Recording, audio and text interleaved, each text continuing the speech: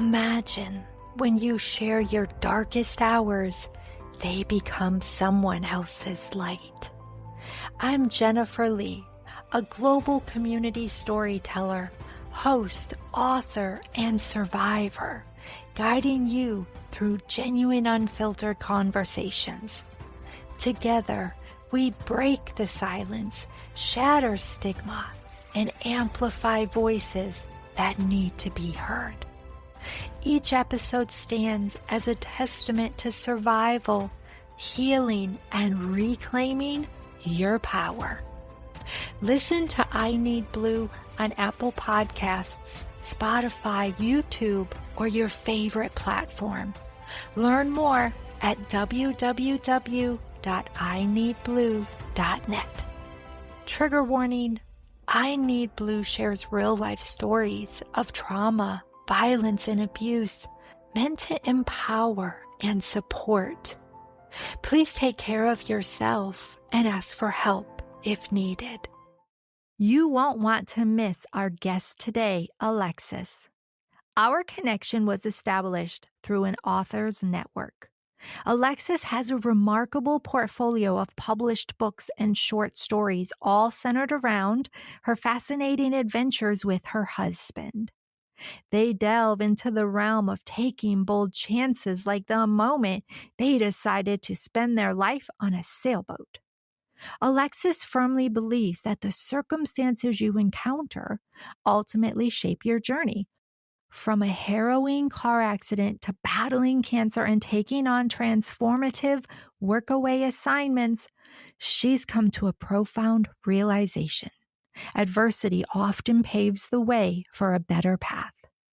But here's where it gets genuinely captivating. Just a month ago, Alexis found her deeply held beliefs put to the test when she received an unexpected phone call bearing the devastating news of her son's murder. This is a story that hits remarkably close to home for me. Alexis and I had our first conversation a month after this heartbreaking loss. What's genuinely awe-inspiring is the courage that radiates through her voice. She's here to open up and share her remarkable journey with us. We'll pay tribute to her son, as Alexis has become a powerful voice for parents who have experienced the unimaginable loss of a murdered child. What's more, her son at the age of 32 was homeless. Alexis will shed light on the countless challenges she faced while trying to help her son, who was more concerned with helping others. Her son's selflessness might have even cost him his own life.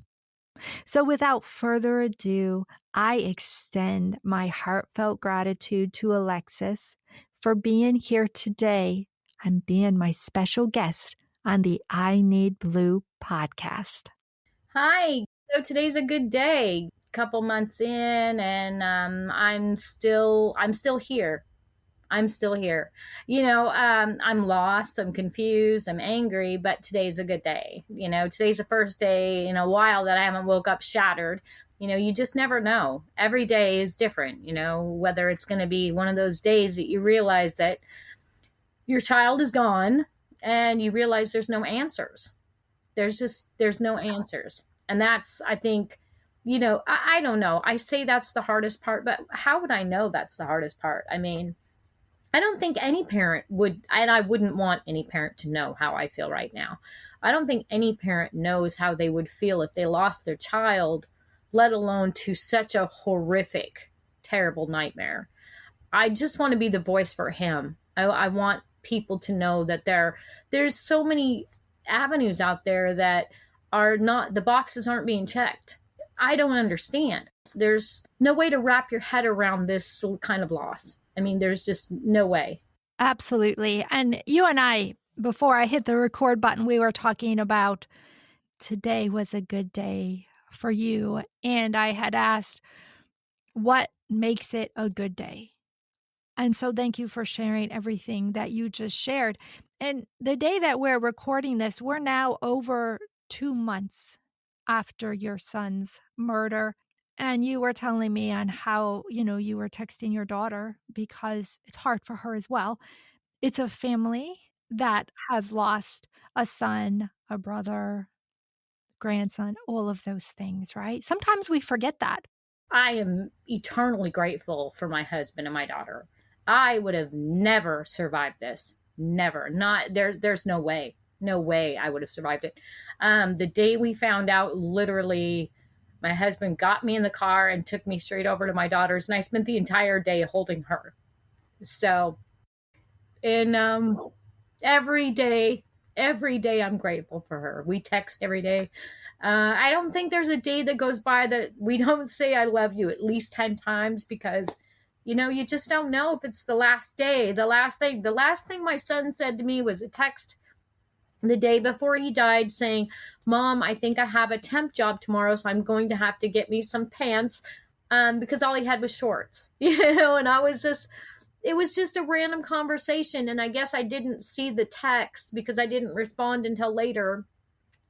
And by the time I responded, it was too late. But that was the last thing I talked to my son about, was he needed to get some pants. I was robbed. I was completely robbed of my child, my baby. And other parents that are going through this, I'm so sorry for your loss, because it is heart-wrenching. Yeah, I can't imagine. I'm not going to try to pretend to imagine either. Who received the phone call? Was it you or your husband? Well, it's kind of weird. My husband's parents, they're kind of elderly. They're in their 80s, and they were at the hospital because his stepfather was having some medical issues. So he had stayed the night at the hospital. So his mom was there. Well, our permanent address is their house because we move around a lot. Actually, there was a couple of cop cars in their driveway, and the neighbors called him on his cell phone and said, "Hey, there's a bunch of cops in your driveway. I don't know what's going on." And so, of course, they called the police department real quick, and the police department said, "This state," I'll just say that because it's still an open investigation, so I don't want to mention what state it was in. "This state troopers would like to speak with you." So his stepdad called us. It was like 5 something in the morning, and they called us and they said, "Hey, the police from the state want to talk to you." And we were like, "Well, we haven't been there in a couple of months," but I don't remember if I personally immediately knew it was my son. I did. I was like, "Oh my God, Vince, you have to call right now." And he said, "Well, okay."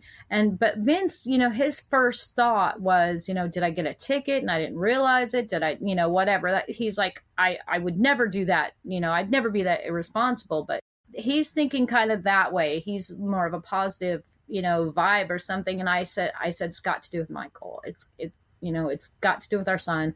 So we called the detective, and the detective asked for the relationship, and he said, "Well, I'm his father." And he said, "Well, I'm sorry. He was brutally attacked this morning and passed away."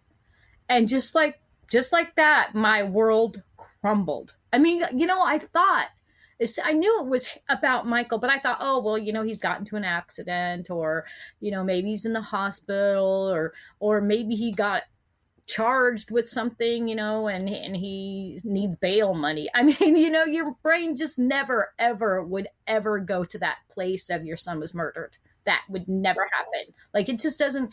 And I think that's the biggest thing. You always see it on TV, and they always say that, not me, the not me syndrome, like, I'm not going to get cancer. Well, my husband did get cancer. I'm not going to get into a car accident today. Well, I rolled my car 3 times with my husband in it, and he nearly died. So, I mean, such adversity has happened in my life, and every single time, although it was life-shattering at the moment, something good came later. When my husband had cancer, we had to sell our boat that we loved living on.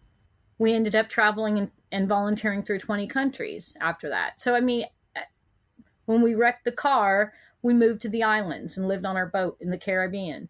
So every life-shattering event. And I'm still trying to find it. I can't, this life-shattering event, I can't see anything good coming out of it. I mean, maybe I can be the voice for those parents that are are facing the same thing that I wake up to every day. Today was a good day because I didn't wake up with that night. Maybe it's because I slept finally, but I didn't wake up feeling so incredibly angry and empty, which I do a lot, you know? So I have my good days, I have my bad days. It just, that's life, I guess.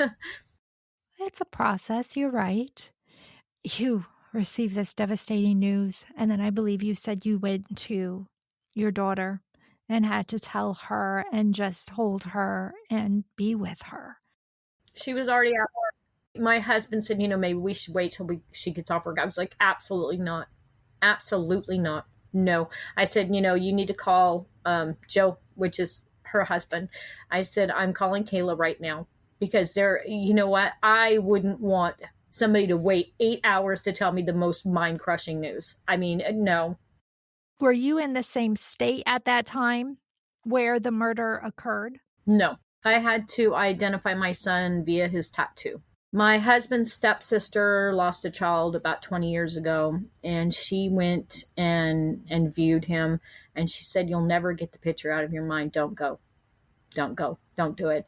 I wanted to get in my car and drive right over. I mean, I drive cross country a lot. It's not a big deal for me, but everybody said that's not the last thing you want to remember about your son. So I literally called the morgue and I said, "There's this tattoo on his ankle. Please, can you take a picture of it so I know it's my son?" And I knew they had his fingerprints and everything. That's how I was able to identify him.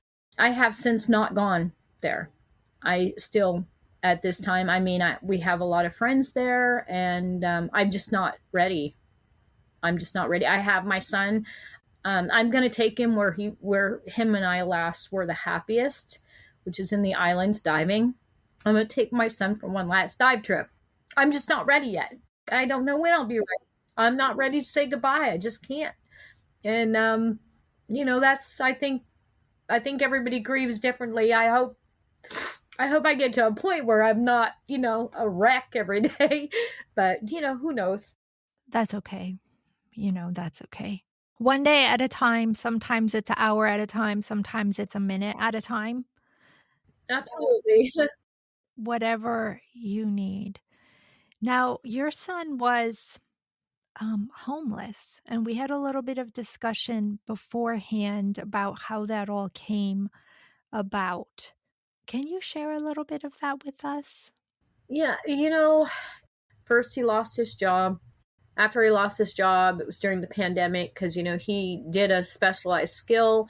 And during the pandemic, nobody wanted that specialized skill. And slowly but surely, the car broke down. I mean, we kept sending him money. It just was never enough. And his girl had gotten into an accident. And she was getting hooked on whatever. And slowly but surely, they owned their mobile home, but they didn't own the lot. They got behind. They ended up getting an eviction notice, and he pretty much slowly but surely lost everything during the pandemic, lost everything. I begged him. To come here. Of course, I wouldn't let her come. Just is what it is. I found him a few jobs where he would have a place to live, but all of them knew Michael and wouldn't allow her to come because they were toxic. She'd been arrested for domestic abuse against him. I mean, just back and forth. They were completely toxic together, and it was an ongoing thing for 8 years. We would go visit. They would be texting each other under the table while staring each other down. It was just constant. So they lost everything, and they ended up on the streets. They got a tent, and they're in the encampment with all the other. There's a lot of homeless in that area. Well, there's a lot of homeless everywhere. And I begged him, but I sent him money. I mean, every 3 days, "Mom, can I have money? Mom, can I have money?" And, it wasn't until after he died that I really think I realized his situation. There's a homeless gentleman not far from where I'm at. And I always, he has a dog that looked exactly like my son's dog. And I was talking to him about it one day. And then the next time I saw him, my son's dog had gotten hit by a car and he was really struggling. And So we talked about that. And then shortly thereafter, I lost my son recently, and I'm worried for you, and I said, just be careful. And he said to me, you know, the thing is if you get an eviction, you can't get an apartment or a place to live. He's like, if you can't get a place to live, you can't get a job. And he's like, it's this never ending homeless circle. And he's like, once you start to get somewhere, one of the other homeless people might mug you or steal from you in your sleep. And all those times when my son said, Mom, somebody stole all my clothes out of my tent today while I was, working, because he worked temp jobs, because they were the only ones that would hire him, the daily pay type of jobs. It wasn't until I talked to this complete stranger that I really realized that, how do the homeless, how do they fix their problems? They can't get a job. They can't get a place to live. It's terrible to me that even though I did everything, I don't know if I did everything. I guilt myself on a daily basis about what, maybe I should have just drove over there and grabbed him, but every day I wonder how do they go forward? How do they go forward when every single step they take forward, there's an obstacle? There's no place to go. No one will give them a job. No one will give them a home, and they're forced to panhandle just to try and get enough food to eat the next day. But there's so many out there that aren't really homeless, that are just doing it to get a free ride. So there's so much skepticism. So nobody wants to help them. I mean, it's literally a horrible circle. This horrible, terrible, awful circle that my son was caught up in and lost his life. And I still don't know why. I still don't know why. I have no idea. So I think you shed a lot of light on an epidemic that's going on, like you said, in every city within the United States. I think there's this perception of, they want to be homeless. They want to have that free ride. There's some sort of addiction going on. Absolutely. But you just shed the light on this cycle of once you get evicted, then how do you find a home? And without a home, how do you get a job? I think that's something people don't think about and don't realize, because not everybody out there is choosing to be homeless. He said he wanted out, but my son had such a big heart, and he said, I just can't leave her knowing she'll have nothing, knowing she doesn't have a job. She's not able to work. I can't leave her, because how will she be okay? I can't leave her not knowing she's okay, because I feel responsible for her. Your son was in a domestic violence situation, makes it even harder, doubly hard for you, because not only are you trying to help your son who's homeless, you're also recognizing that he's a victim from this woman who says she loves him. Do you think she felt that same level of responsibility for your son? Absolutely not. No. Has there been any communication? Has she tried to reach out to you at all since his murder? We text back and forth the first couple of days. She gave me her number at her mom's house. Ironically, she has a warm place to sleep and a food in her stomach, and everything is wonderful in her land. She wanted to tell me what happened, and I said, I can't hear your voice. I just can't hear your voice. I said, just give me the rundown, and she messaged me a small little snippet of what her story is. And I don't believe her. I just don't believe her. I don't believe she wasn't awake. I don't believe that she would let Michael that far away from her. She was controlling. She was insecure. And, she left him several times. She cheated on him. I mean, the story is endless. And why didn't she just stay gone? Because if she just stayed gone, my son would still be alive. And I truly believe that in my heart. I also have days where I'm like, why didn't I just go there and be like, confront him and say, listen? Because my son was very proud, and I'm sure that he felt ashamed. And we'd sent him thousands of dollars. And I'm sure every time that, it took a great amount of strength for him just to message me and say, Mom, is there any way you can send me $10 so I can do laundry and get a sandwich? I'm grateful the last time he asked me for some money, I was actually out of the country and I quickly PayPal'd him $20. He's like, Mom, I just need $10. I PayPal'd him $20. I'm grateful that I did it because there was, it was a crapshoot at the end, of whether or not I was going to agree to send him money because it got to the point where it was every day or every other day. And so at some point in time, I kind of had to put my foot down, and now I hate myself for that. 5 years ago, he had a business. He had a full-time job. He had his own home, a car, a truck, a boat. 5 years ago. 3 years ago, it all started to go, 3.5, it all started to go away. And now he's gone. There was a girl the other day that I was talking to, and she was complaining compulsively about her child, and I don't remember what she was complaining about. And I said, I was you like 3 months ago complaining about my kid because I couldn't help him, and I wanted to help him, but I couldn't keep sending him $100, $20, $50, whatever the case may be. And I said, just understand that at some point in time, you're going to have to make a decision, and that decision is greatly going to impact your life, because it's either going to have to be like, we're going to have to sort this out together right now. You just have to do it. Be firm. I said, don't walk away from it, because the reality is that at some point in time, you may not have your child anymore. And it could be just because the child got angry and walked away, or your child doesn't live anymore. And I said, and I hope that, you just don't let it get to that point. You just have to sit down and say, listen, how can we fix this problem? If your kid needs help, find a way to help them. It doesn't necessarily have to be a dollar bill. I wish I had gone there. How can we solve this problem? Because I didn't do that. I kept begging him to come to me, but I didn't go to him. Yeah, you're living with a lot of guilt over, what I could have done or what I should have done. Has there been anyone, because people don't understand and they can be insensitive at times, that asked you the question of, well, why didn't you do something to help your son, or why was your son homeless? Has anybody asked you that question where you felt you had to defend your actions because they don't understand? I have kind of braced myself for that question, because I kind of thought, when I was talking about it one day, I said, my son was homeless. When I say it out loud, I'm like thinking, people must be thinking, why didn't you? Why didn't you? I don't know why I didn't go there. It's a 15-hour drive. I make those probably every other month.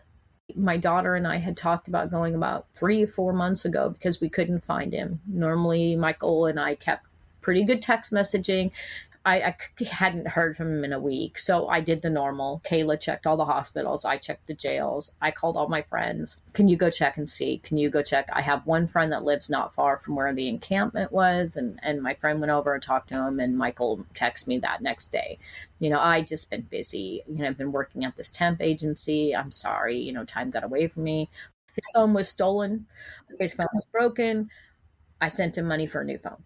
One time I had just switched out my phone and I had an unlocked phone. And so I literally mailed it to my friend who drove it over to him. And I put service on it for the first month. I found all the homeless places, the shelters, the churches, everywhere in his vicinity that offered food and assistance of any kind. He got a new ID card because his wallet was stolen, because it was one of the things that, they do have programs out there. They do. It's still, even though they have all these programs to, get you some food and help you get an ID and help you get a phone or help you get things, whatnot. Where's the program that helps you, get into an apartment? I mean, I'm sure they're out there. There's got to be. I don't know. I didn't find them. I found a lot of other programs for him. I was consistently trying to help him, but he wouldn't come here. He didn't want to leave where he was at, and he didn't want to leave that girl. She would be homeless. She would have nowhere to go. Where is she now that my son's gone? Right. Within this conversation, you've identified a need. What I will say that I've noticed is that there appears to be more facilities that help women and kids Absolutely. Absolutely. than that help men. I know you carry around a lot of this guilt, but you forget the giving him money, but look at all of the resources that you worked hard and researched to provide him. I tried. That's, I can't say that I don't know what my best is. Maybe I could have done better. I did try. I did try. He's my baby. I'm hoping that one of my next books talks about him and how he shined in this world, and how much joy he gave me. Joy, anger, and anguish. That's kids, That could be the title of the book. Yeah, joy, anger, and yeah. I or the subtitle. The title could be "My Son Was Murdered." I don't know.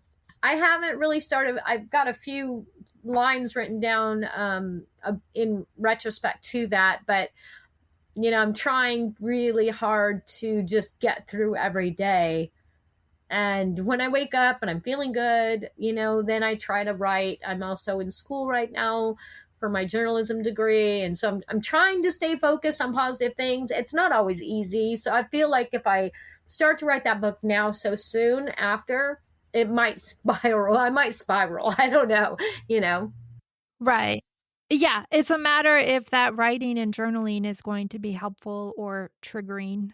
Yeah, exactly.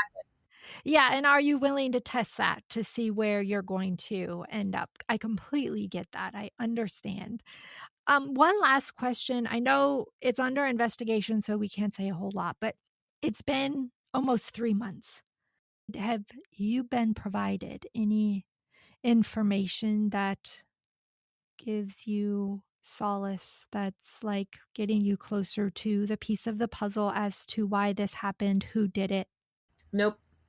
Nope. They said all of the interviews have been done. They're waiting on lab reports, but they can't discuss it with me. Actually, they're only talking to my husband because I just want to fly into a crazy rage every time I talk to him. Somebody knows because my friend went down and talked to a few of the homeless people because he used to take them food all the time, and it was where Michael was in his encampment and stuff. And he 2 or 3 days after, he told me exactly how my son died. And I said, okay, it came from a homeless person that was possibly on drugs. So I'm just going to wait for the report. And when I received his death certificate, the manner of death, I don't have like all the stories, but so somebody knows. They know how it happened. They know who did it.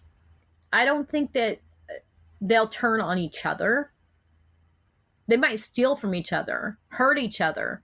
They're not going to turn each other in. And, my daughter went back and forth, that's a horrible life. And the person that did it's probably living a horrible life. I not only want justice for my son, but I also want no one else's parents to have to go through this. This horrible monster that's able to just take a life without thinking about any repercussions or caring about how the trail of people that are left behind crying, sometimes in the dark alone, crying. They don't care about that person, those people. So here, how is it even possible to take a life in such a brutal way and just walk away and live your life? I can never understand that kind of human. I just can't. And they said they had a suspect, but no probable cause. I know that there's somebody out there that saw it, was there, that knew how it happened, everything, but they're just not going to come forward because they're cowards. Right. They're too afraid of what will happen to them. Yes. And I get that. I do. But you know what? If I saw something terrible happen, I 100% would stand up for that person. Because you're not just standing up for one person. You're standing up for all the people that person matters to and all the people in the future that might have to go through this again. How many people will this person hurt or kill before they put him away? How many other families are going to have to sit and cry? How many other families are going to lose a loved one? Who does it matter to? It matters to the people sitting on this side going, why? I just want to know why. That's a powerful question. And the powerful statement is, my son matters. Absolutely. 100%. Thank you for sharing all of this with me and with the audience. Oh, well, thank you. I want to talk about your books. 9 books out. I have this great adventure series about a girl who follows her mom's path where mom found her, and she gets into all kinds of mischief. There's a bit of magic, and the Christmas book is out in that series. So I also have a murder mystery, and I have a book about my husband and I moving onto a sailboat, which is a true story. It's a short story, but it's a lot of fun. And I have a couple of journals out and a cookbook. My 10th book will be out, well, hopefully this winter. But to be honest, the last 2 months I haven't done anything. I've just done my homework and just haven't really worked on my books because I just been emotionally shattered. So, it's been horrible circumstances that got us to meet, but I'm really grateful for that opportunity. Absolutely. Me too. I wouldn't change it. And I think we meet people who we're supposed to meet at the time that we're supposed to meet. And you and I are both doing something to make a difference. You're just beginning your journey and going through the grieving process. And I encourage you to just allow that to happen. Absolutely. Well, I write in my journal every day, and that's why I created the journals I did. They have like 50 topics in them for you to write about, because a lot of people don't realize how comforting it is sometimes to just put your voice down, and yet they'll open the thing, they'll be like, oh, I've got a blank page, I don't know what to write about. So I did these 2 journals. One of them's a rant journal, so you can just complain away, and one of them's a positive energy journal, and it gives you 50 different ideas to write about yourself, so you're not just staring at a blank page. And by the time you finish one of these journals, you're ready to actually take on that blank page. I do journal every day, and I do think it helps. And your books and your journals, where can we find those? You can find all of my books on Amazon. You can also go to alexisanicque.com. My last name is ANICQUE. So alexisanicque.com. You can look up Finding Famous on Amazon. There's quite a few of them out there. I have, like I said, 9 books. And if you just look up any of the famous books, the Famous Adventure series, I just put the 3-book series on a Kindle Unlimited, or you can buy them for 99 cents for the 3-book series. So you can read the first 3 books. The 4th one just came out August 9th, so I didn't include that in. I hadn't included it when I brought that out. Awesome. And I will put those links in the show notes as well, so that the listeners can easily find those. And thank you so much. Yeah, you're so welcome. Do you have any final thoughts? Love your kids. Just love your kids.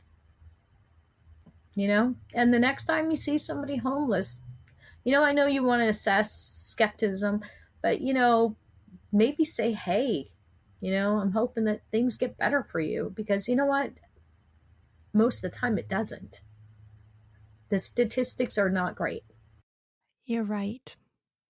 I thank you so much for sharing that message with us, and thank you for being my guest on the I Need Blue podcast. Thank you so much for having me. You're just so wonderful. I'm so appreciative. Absolutely. And I'm a friend and a resource. So if I can do anything for you, please reach out. You have my number. Thank you so much. You're welcome. And thank you for listening. This is Jennifer Lee with the I Need Blue podcast. You can find anything and everything about I Need Blue on my website, www.ineedblue.net. And remember, you are stronger than you think. Until next time.